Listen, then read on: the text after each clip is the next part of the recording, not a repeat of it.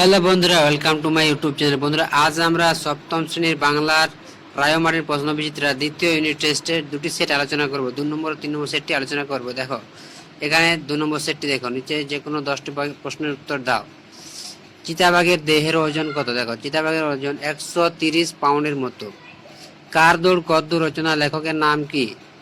শিবতোষ মুখোপাধ্যায়। দেখো শিবতোষ মুখোপাধ্যায়। নোটবই কি ধরনের লেখাতে ভরা? কিলবিল লেখাতে ভরা। সুকুমার রায়ের লেখা দুটি বইয়ের নাম লেখো। দেখো এখানে হবে একটি আবোল তাবোল ও হজবরল।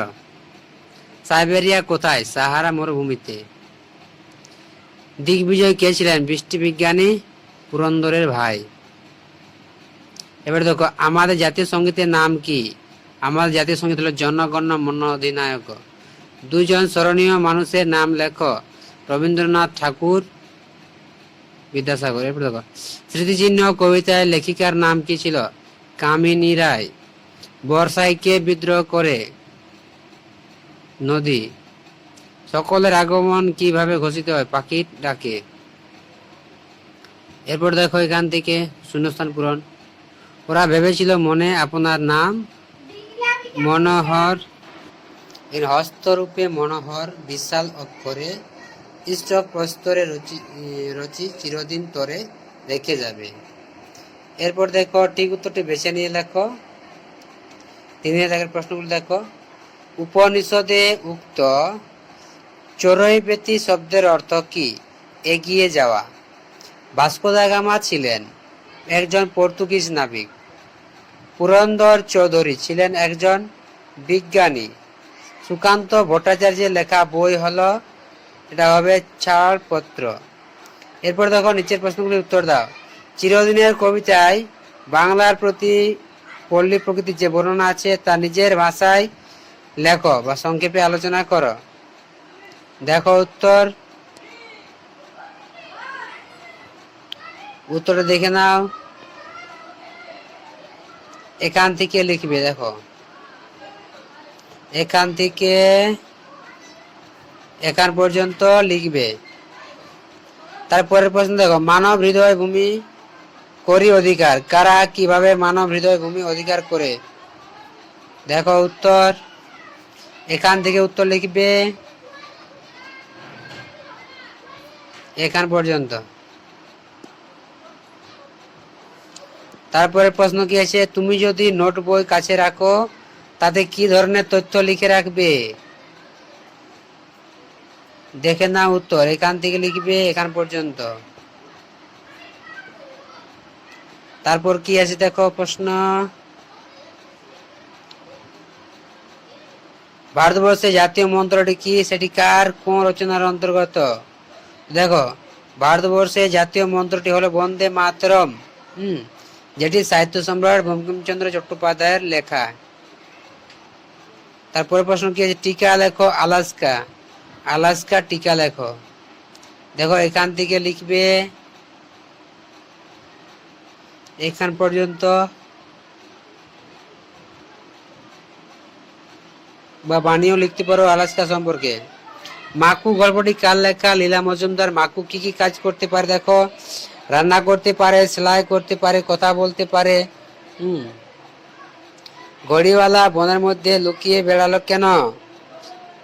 কারণ কি সার্কাস দলের লোকেদের মধ্যে কেউ যাকে দারোগা যাতে বুঝতে না পারে যে সবার সঙ্গে তাকে ধরে নিয়ে চলে যাবে বা আটকে রাখবে, সেই জন্য সে লুকিয়েছিল। এরপর দেখো 6 থেকে যৌগিক শব্দ কাকে বলে?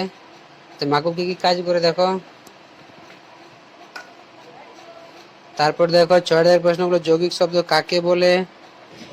যৌগিক শব্দ কাকে বলে দেখে নাও উত্তর। এখান থেকে যৌগিক শব্দ কাকে বলে উদাহরণ দাও। দেখো উত্তর লিখে নাও উত্তরটা ভালোভাবে। তারপরে প্রশ্ন দেখো কি আছে, শব্দ দ্বৈত বলতে কি বোঝো বা শব্দ দ্বৈত কাকে বলে? দেখো এখান থেকে লিখবে শব্দ দ্বৈত কাকে বলে উদাহরণ সহ আলোচনা করো। এখান থেকে এখান পর্যন্ত লিখে দেবে উত্তর, এখান থেকে এখান পর্যন্ত। এরপর আমরা চলে যাব 3 নম্বর স্কুলে। দেখো 3 নম্বর স্কুল থেকে সঠিক উত্তরটি বেছে নিয়ে লেখো। রেসহর্সের দেহের ওজন কত? এটা হবে 1000 পাউন্ড।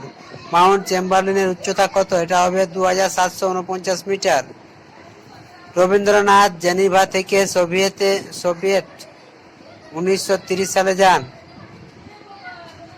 বেশ ভিড় জমেছিল। কোথায়? হেদো পার্কে। এক কথায় নিচের প্রশ্নগুলোর উত্তর দাও। দেখো, স্মৃতিচিহ্ন কবিতাটি কার লেখা? কামিনী রায়।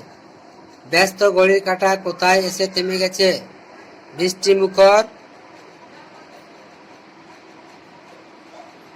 লেখক উত্তেজনা কমানোর জন্য কি করেছিল? দেখো উত্তর।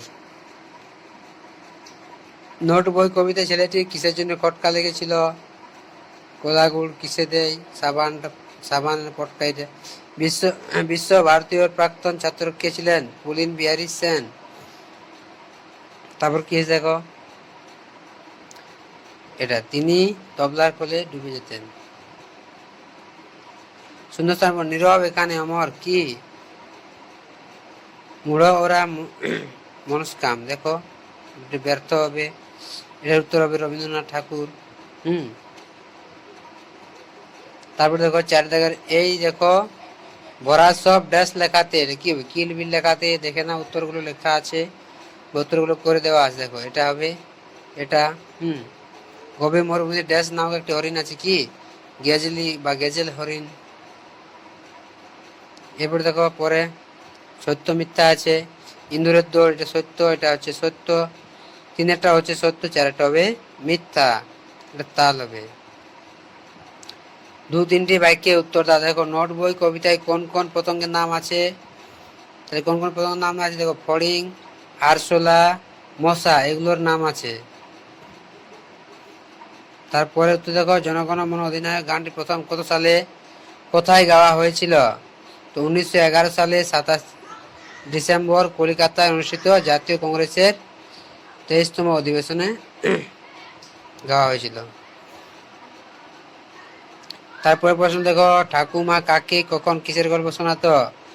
ঠাকুমা তার নাতনিকে রাত্রিবেলা দুর্ভিক্ষের সময়ের মানুষের অসহায় অবস্থার কথা বলে শোনাতো। তখনকার দিনে স্বদেশী মিটিং এর রীতি কেমন ছিল? দেখো, তখনকার দিনে স্বদেশী মিটিং এর রীতি কেমন ছিল? এইটা এখান থেকে এখান পর্যন্ত লিখে দেবে। তারপরে প্রশ্ন কি আছে দেখো, একদিন ঘটেছিল একটা ঘটনা। কার লেখা কোন কোন গল্পের অংশ? দেখো, এটা লিখবে। উত্তর দেখে নাও। ঘটনাটি নিজের ভাষায় লেখো। এটা তোমরা পেয়ে যাবে টেক্সট বুকে 67 নম্বর পেজে। এবার দেখো, স্মৃতিচিহ্ন কবিতায় বিষয়বস্তু নিজের ভাষায় লেখো। দেখো, বিষয়বস্তু কি ছিল? দেখে নাও উত্তরটা। দেখো, এখান থেকে দেখবে বিষয় সংক্ষেপ। এটাই হচ্ছে বিষয়বস্তু। এটা বিষয় সংক্ষেপটা লিখে দেবে, তাহলে বিষয়বস্তু লেখা হয়ে যাবে। এখান থেকে লিখবে এখান পর্যন্ত, এইখান পর্যন্ত লিখবে। দেখো, এরপর দিকে আসে আরো কিছু অংশ। এখানে দেখো শেষ হয়ে, দেখো অমর হয়ে থাকবে পর্যন্ত লিখবে। তারপরে প্রশ্ন কি আছে দেখো, 2 কথায় লেখো। সপ্তাহে কতবার গ্রামে যায়? প্রতি সপ্তাহে একবার যায়।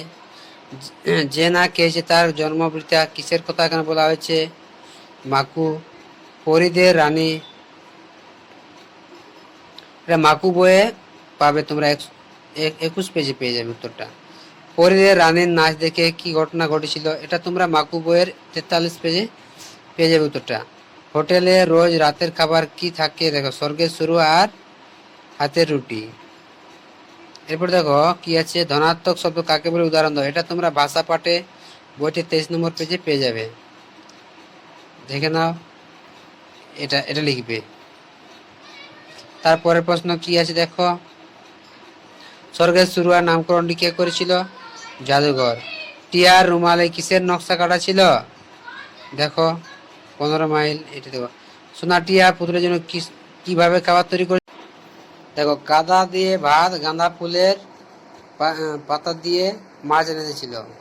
এরপর দেখো সঠিক বানানটি বেছে নিয়ে লেখো। এটা হবে অবনী, এটা হবে পুষ্প। এ ছিল তোমাদের 2টি সেট সেকেন্ড ইউনিট।